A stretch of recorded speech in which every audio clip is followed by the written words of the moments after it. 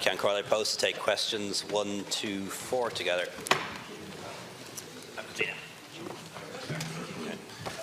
I propose to take questions 1 to 4 together. The committee last met on the 8th of February this year. The meeting was attended by ministers and senior officials from the Department of Finance and Public Expenditure and Reform, Foreign Affairs and Trade, Justice and Equality, Health, Communications, Climate Action and Environment, Transport, Tourism and Sport, Housing, Planning and Local Government and Defence. Arrangements are being made for the next meeting of Cabinet Committee F, but a date is not yet finalised. The role of Cabinet Committee F is to keep the state systems for the analysis of, preparation for and response to threats to national security under review, and to provide high-level coordination among relevant departments and agencies on related matters. At its meeting yesterday, the Government endorsed the report of the Commission on the future of policing in Ireland. We've accepted all 157 recommendations of the report, 136 in full and 21 in principle, but requiring further work. The report provides a clear vision for a modern, highly professional, human rights-based police service. The core focus is on a Garda organisation working closely and collaboratively with communities and other agencies to keep communities safe and to prevent harm to vulnerable people. This is the right vision for Ireland to maintain and enhance public trust in policing, to meet current challenges and also enable Garda Síochána to tackle future challenges. Our focus must now turn to implementation. So I've established within my own department, the Department of the Taoiseach, a Police Reform Implementation Programme Office, which will track implementation of this report. The Minister Flanagan, together with the Garda Commissioner, published a high-level implementation plan yesterday.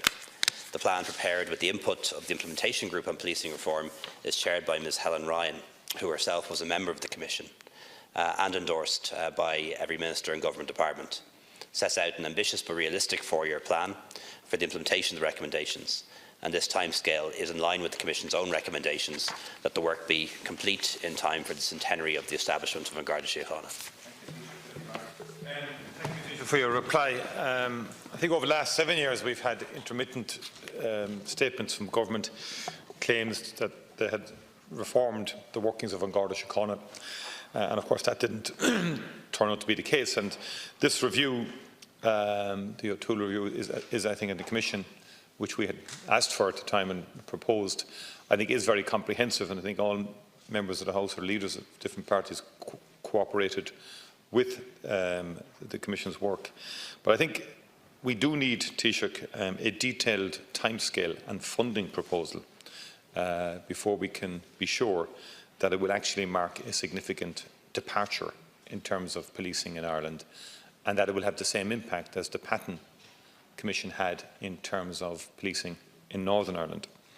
We know that an ongoing problem has been the need to hire people with specialist skills, especially in terms of language, technology and difficult legal areas linked to white-collar crime. And in particular, the education and training dimension is extremely important, and a radical change, in my view, from the Templemore model is required to meet the modern and future needs of an Garda Síochána. I think the interaction between civilian and uniform is lamentable in terms of how that is structured and how that is organised, and that all needs to be accelerated. So can you explain what measures are now to be taken to speed up efforts to tackle these issues, and particularly the shortages in terms of specialist skills? And finally, if I could, just in relation to the overall coordination of security matters across government, there is to be a new official reporting to the Secretary-General of the Department of Taoiseach. Can you outline the specific role of the new coordinator and the staffing which will be put in place to support them? And also, if you could elaborate on what you said in terms of a task force within your own department, if you like, overseeing the implementation process within the Department of Justice. Very much, Deputy Cullinane.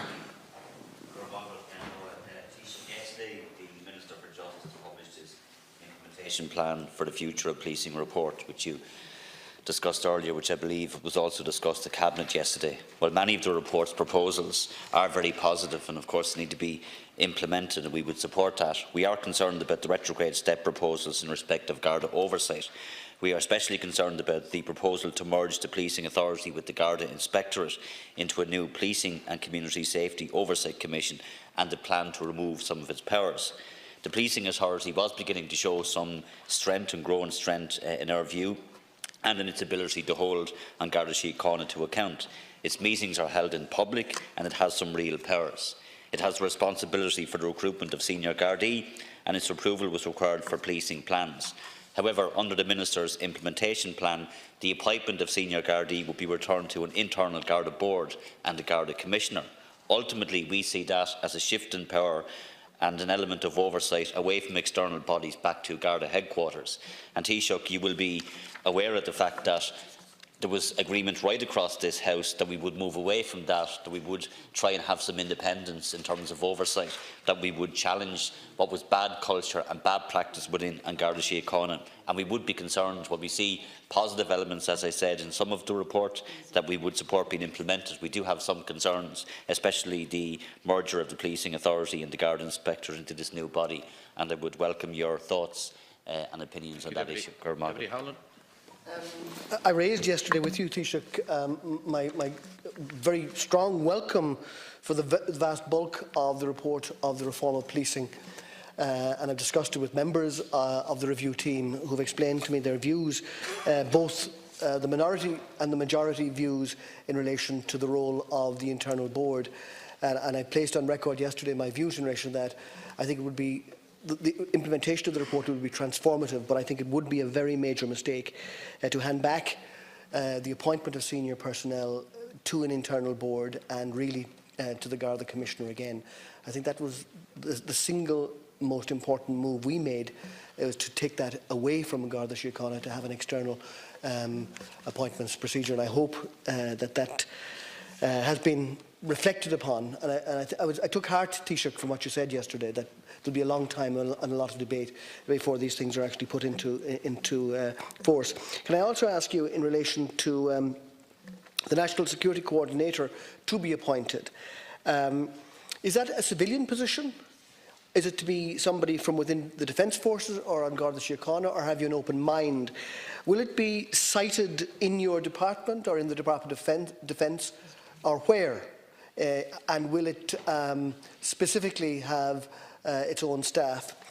And on a separate issue, I wondered, did the Cabinet Committee have any views on the announcement as part of the Brexit preparations from the UK that they were going to deploy 3,500 troops to support the government in relation to Brexit? Have we any idea where they're going to be stationed? Are they going to be stationed in Ireland? Because they're hardly going to be deployed to Liverpool. Or why would they want 3,500 troops to be on standby as part of Brexit? Have you any explanation of that? Thank you. I think the issue that your government faces, Taoiseach, is that confidence in the Guards is at a very low ebb, following all that has happened, particularly in respect of Sergeant McCabe. And I think people are glad to see the end of that, but I think their confidence is very badly shaken. And I think it's been clear that what people want to see is a force whose organisation and structure ordinary people can actually understand, and whose members they can actually see and have contact with in their own community. And while a lot of the material in the report is quite positive, I have a feeling that by your statement that you are now going to hand back all the work that we did in government in relation to the policing authority, modelled on what happens in neighbouring jurisdictions, and learning from the Patton report and the changes in the PSNI, that at one fell swoop, for some unexplained reason, you have decided to hand back the whole business of promotion in the force, which is a really deep issue in the force, because understandably, in a force of 15,000 people, where there are regular and routine promotional opportunities, people need to have confidence that those promotional opportunities are based on merit and not on some kind of old boys act. And I would really ask you to reflect again seriously on what I presume is a tentative decision at this point, to hand back the promotional jobs, the jobs of promoting people to the Commissioner. I think that's I really think that that is potentially a very poor decision which will wreck much of what is good in the report, and I think it's something that should be reflected on and thought about in terms of how the guards themselves, particularly at lower ranks, perceive it, and the general public. Taoiseach, go about 4.5 minutes for a response. Gormagat, as for Keshtina. On the Commission on the future for policing of policing in Ireland, that there is no implementation plan, and that implementation plan has a timescale, as it should. In terms of funding and resourcing, that's something that has to be dealt with during the annual estimates round. But there certainly is funding in place for 2019 to do that. And I note that the Garda Commissioner has taken a decision to recruit differently next year, actually slowing recruitment a little bit. Instead of recruiting 800 as planned next year, we'll recruit 600 new Gardaí instead, but a lot more civilians as part of the civilianisation process. And I think that that's an innovation in Irish public service, the acknowledgement that simply recruiting doesn't necessarily solve your problems, that actually recruiting right is what can help to solve your problems. And it's an interesting example perhaps for other parts of the public service to follow, not to cut numbers but perhaps to slow recruitment and do it right. In terms of my own department, I've set up a number of small units within the Department of the Taoiseach to oversee the implementation of a small number of key government strategies. They are policing reform, Sláinte Care and of course Brexit planning. It will follow the model of the Action Plan for Jobs, which doesn't involve my department doing the work of other departments for them, but make sure that they don't correct their own homework. And the role of the units within my department will be to ensure that these strategies and plans are implemented over the next couple of years. I have to say I disagree with Deputy Burton. I don't believe the confidence in the Gardaí is at a low ebb.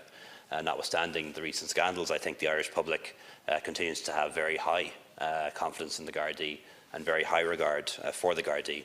They respect the Gardaí, they admire them for their work, and I think the public actually has enormous confidence in the men and women who serve in An Garda Síochána. In relation to the role of the policing authority, I am conscious of some concern that the proposal risks diluting the current level of external scrutiny. Following detailed considerations of the concerns, I am satisfied that the proposals are a coherent response to a system of external oversight that is complex and confused and acts to the detriment of accountability on the part of individuals and the Garda organisation itself. Taken as a whole, the suite of proposals will ensure that the complementary objectives of strong internal governance in line with best practice and effective external oversight of policing are achieved. The Government is also satisfied that it is appropriate that the Garda Commissioner and the Garda Síochána Board be given responsibility for senior appointments, subject to normal public service recruitment and promotion standards being applied. The Government accepts the Commission's view that the Commissioner must be empowered to act as the CEO of An Garda Síochána, and making appointments is clearly within the remit of the Board and CEO of any large organisation. I am conscious of the experience and expertise of those who serve on the existing oversight bodies and the Department of Justice and Equality, and we will consult with them as we develop the new legislation, and we will listen to the views of others in the Oireachtas and what people have to say. It's not anticipated that the new framework will be in place until the 1st of January 2021, so we will use the intervening period to tease this out, and the existing oversight bodies will continue their important work during that period in accordance with their statutory remit, so for at least 2 years. I was asked about the Strategic Threat Analysis Centre, or the STAC, which will be headed by the National Security Coordinator. There are 10 principles underpinning the recommendations contained in the O'Toole Commission report. The second principle says that policing and national security are not the responsibility of the police alone. The Commission recommends changes to take account of the changing nature of threats to the country, including the increased threat from international terrorism and cyber attacks on government institutions, infrastructure and companies. The increased importance of international cooperation and intelligence sharing, and the important role that other government agencies have in protecting the security of the state. It makes several recommendations in this area. The establishment of a permanent structure in the form of a Centre for Intelligence Collation and Analysis, this is to be known as the STAC, the Strategic Threat Analysis Centre, which will be headed by a National Security Coordinator and an independent examiner of terrorist and serious crime legislation. It's our intention to have the first National Security Coordinator appointed in the first quarter of 2019, and to establish the STAC with a small staff. The National Security Coordinator will report to me through the Secretary General of the Department of the Taoiseach, and will have a coordinating role. At the moment, there are a number of different bodies that collect intelligence, the Garda Intelligence, Army Intelligence, and also the Cyber Security Centre in UCD. So it's designed not to take their work off them, but to coordinate the work better. Okay, we need to coordinate internationally as well. We need to proceed now to question 5. There's 13 questions, I think, in this block. I'm conscious that these questions are on the EU Council meeting and that we're going into a 2.5-hour session afterwards, but we should be able to do it in the 15 minutes. No, it's immediately after this. Taoiseach. Ceann Comhairle, I propose to take questions 5 to 17 together. I attended meetings of the European Council in 3 different formats in Brussels on Thursday and Friday, the 13th and 14th of December. In advance of the European Council, I spoke by phone with President Tusk on Monday, that's the 10th of December, and President Juncker on Wednesday by the 12th of December. In each call, we discussed the situation regarding the Brexit negotiations, and they reiterated their strong support for Ireland's position and their view that the EU-UK withdrawal agreement could not be reopened. We discussed Brexit in Article 50 format on Thursday evening, having heard a presentation from Prime Minister May. When she updated us on the recent political developments in the United Kingdom and the state of play regarding the withdrawal agreement, I also had a bilateral meeting with the Prime Minister earlier that morning. There was a strong consensus at the Article 50 meeting that the withdrawal agreement, which we agreed on the 25th of November and was endorsed by the EU government, couldn't be negotiated in substance. We all agreed that the backstop, which is an integral part of the protocol in Ireland and indeed the withdrawal agreement, is necessary to give us a cast-iron assurance that there will not be a hard border on the island of Ireland, something which underpins the Good Friday Agreement and the totality of relationships between Britain and Ireland. It's also crucial to protect the integrity of the single market and the customs union, thus ensuring that the open border on the island of Ireland doesn't become a backdoor to the single market. It's intended as an insurance policy, which would only apply unless and until it's replaced by alternative arrangements that make it no longer necessary. We've consistently said that we'll work to provide clarifications and reassurances to the United Kingdom, and in this context, the European Council agreed some important reassurances in its conclusions. We reiterated that we would like to see a very close, comprehensive and ambitious future relationship with the United Kingdom, reaffirming the position outlined in the political declaration. We confirmed our determination to start negotiations on the future relationship as soon as possible after the UK's withdrawal, with a view to concluding and implementing the new arrangements by the end of 2020, thus ensuring that neither an extension of the transition period or the invocation of the backstop would ever be required. We also agreed that preparations for all possible outcomes should be stepped up, including for a no-deal scenario. Of course, we discussed many other important issues at the European Council as well. The agenda included the EU multi-annual financial framework for 2021 to 2027, the single market, migration, external relations, the fight against racism and xenophobia, security and defence, dealing with disinformation, climate change and citizens' consultations on the future of Europe. We also welcomed the positive vote in the European Parliament on the EU-Japan Economic Partnership Agreement, which should enter into force very soon. On the new multi-annual financial framework, I outlined Ireland's approach, which is to ensure that this brings added European value and that core Irish priorities, particularly CAP, are protected. On the single market, where Ireland has been very active, we called for a forward-looking approach and decided to have an in-depth discussion on achieving a fully functioning single market, particularly in services, at our next meeting in March. At the Euro Summit, we endorsed the outcome of discussions by finance ministers in recent months, including on economic and monetary union. This is important in strengthening the architecture of the euro area for all circumstances. In addition to my bilateral meeting with Prime Minister May, I had a bilateral meeting with Prime Minister Costa of Portugal on Friday morning.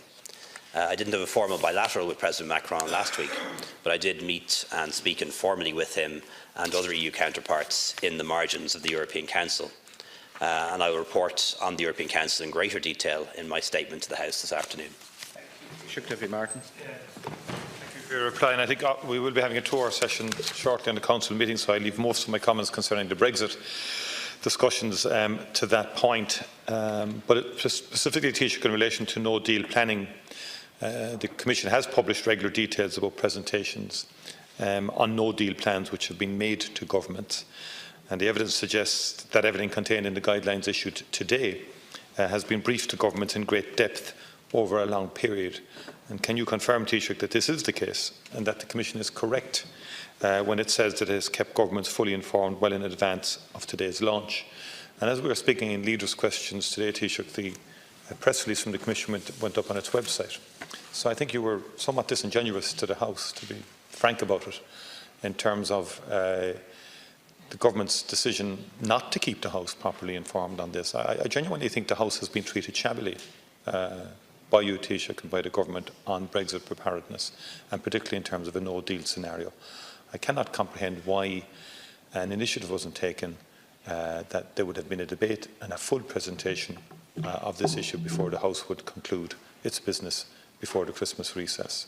It's incomprehensible to any reasonable objective assessment, and I think we need a proper explanation rather than what has been said so far, because I've read the Commission's guidance, the press release in relation to it. It's important. It's an issue that merits debate in this House, but equally our response in the government's own scenario and whatever document is going before Cabinet this evening should be made available to the deputies in the House, because it's of direct relevance to parliamentarians and to legislators. Finally, Taoiseach, you mentioned a proposal concerning exemptions to state aid rules to help businesses badly hit by Brexit. That's something that we first proposed, raised with the Government and the Commission over 2 years ago, so we welcome that. When do you propose, Taoiseach, to discuss the details of this with anyone in this House? And given how it will require public funding, will a special supplementary be introduced to cover it? And in terms of the Common Travel Area agreement to continue current policy was reached early on between your predecessor and London. In recent months you have said that the CTA needs to be protected in the withdrawal agreement. Can you explain what the status of the CTA is if there is no withdrawal agreement, given that the formal legal basis for many reciprocal rights will disappear when the UK leaves? When will you publish detailed plans for protecting the Common Travel Area under a no-deal scenario? Thank you. Howlin.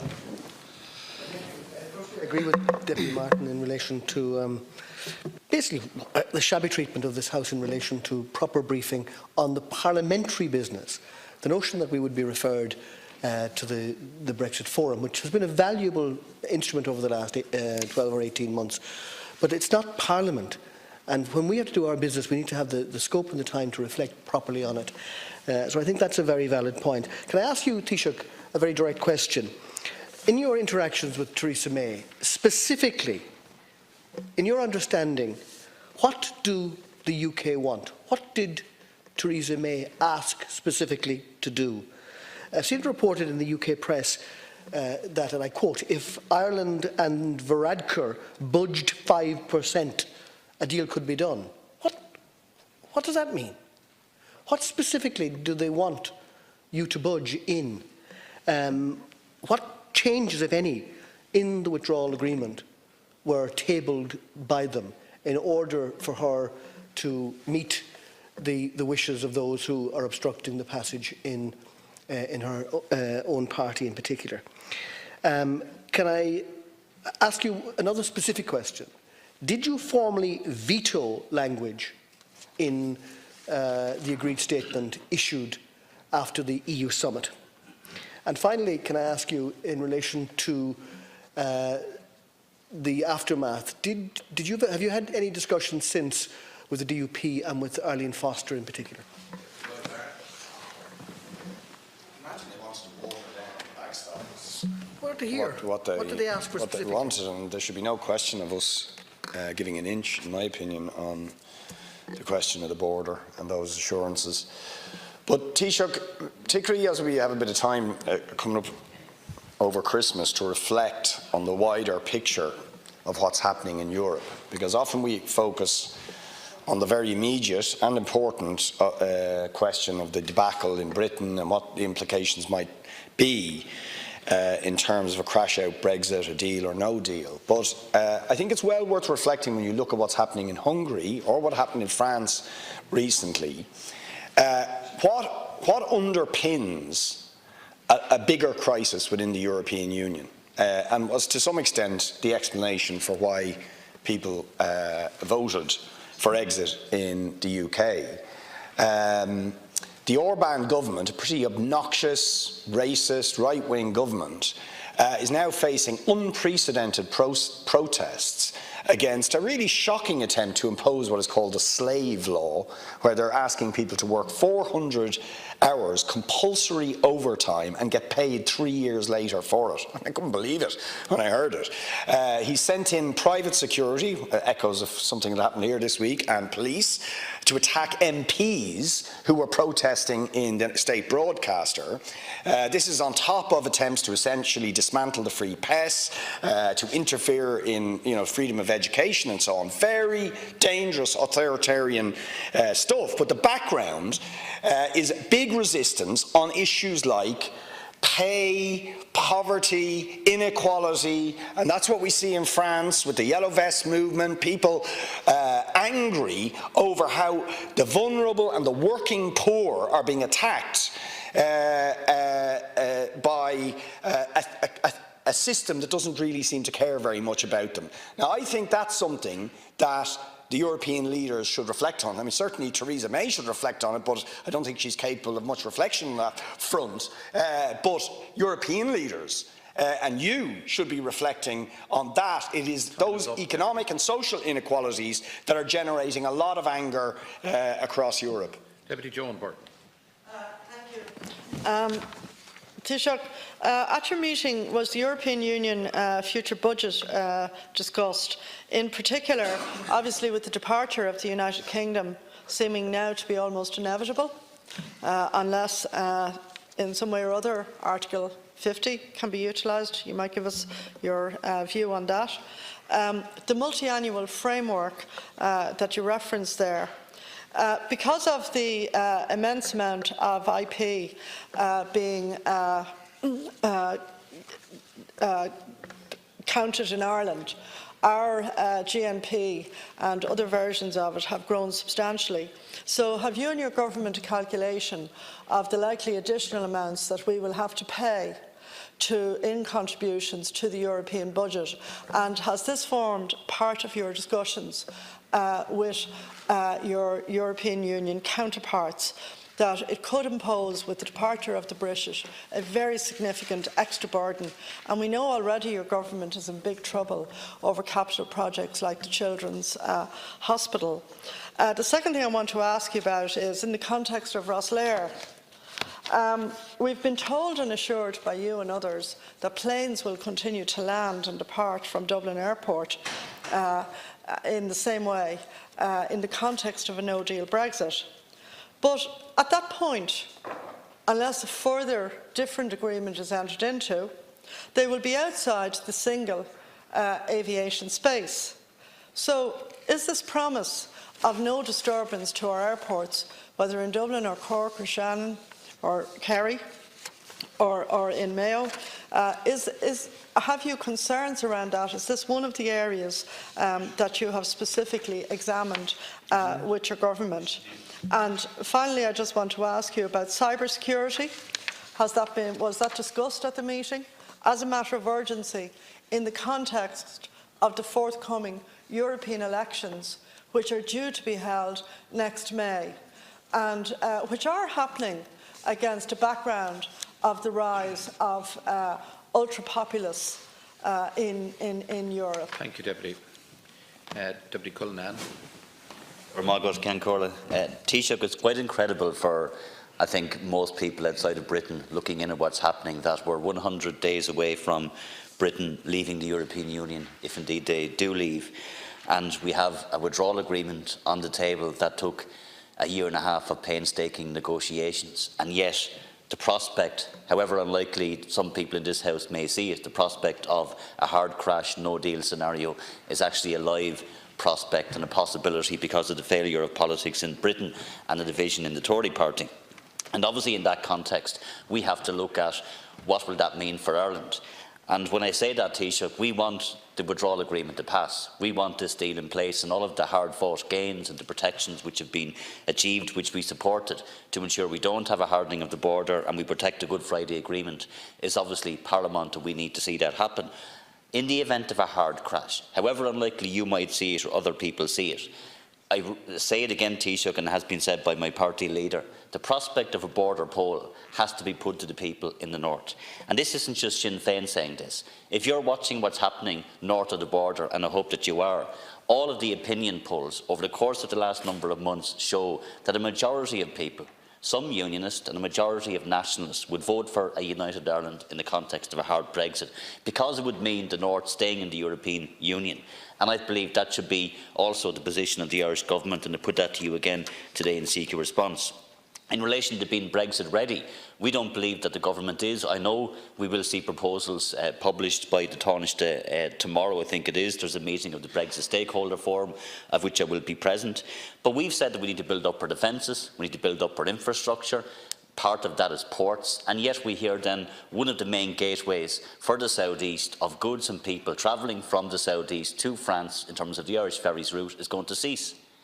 In the mouth of Brexit, to see that happening, you need to understand, Taoiseach, the impact that will have on businesses and on the tourism sector, which the southeast has built part of its economy around. So I would appeal to you, Taoiseach, if you can, to have a conversation with the Minister for Transport, and he in turn talk to Irish ferries, because this is a very, very serious issue, and it speaks, I think, to the lack of preparedness of the Irish Government when it comes to these type of issues, especially in the regions. Now we're dipping into we've already into the time for this third group of questions. So maybe if we allow a comprehensive response from the Taoiseach, we'll see what time is left, if that's acceptable to members. Taoiseach. Just on the European Commission's guidance and documents on no deal, I haven't had a chance to see them yet. They've only been published in the last couple of hours, but once I get out of the chamber, I'll have a chance to study them then. I haven't had prior sight of them, but I have had some verbal briefings, but I'd like to see these documents for myself. But other ministers and officials may have done where it was relevant to their particular line department. The common travel area is protected in the EU treaties and also in the withdrawal agreement, but absent those, it's a mix of national law, European law and conventions, and there has been some work, some substantial work done on a bilateral basis between the UK and Ireland around the matter of the common travel area and how that can continue to operate after Brexit, and both governments are determined to make sure that it does. Both the UK government and the Irish government, and the European Union has no objection to that. In terms of aviation, my understanding is that there is an EU Commission notice on that, but I haven't had a chance to see it yet. In terms of Deputy Howlin asked me on a number of occasions to explain to him what other people mean. I'm afraid I can't do that. I can only explain to you what I mean. I have a lot of people telling me what I mean, but I've never had the ability to tell other people what other people mean.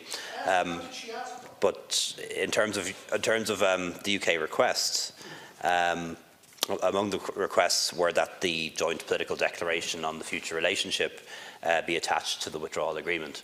And the advice from the EU legal services is that that wouldn't be possible.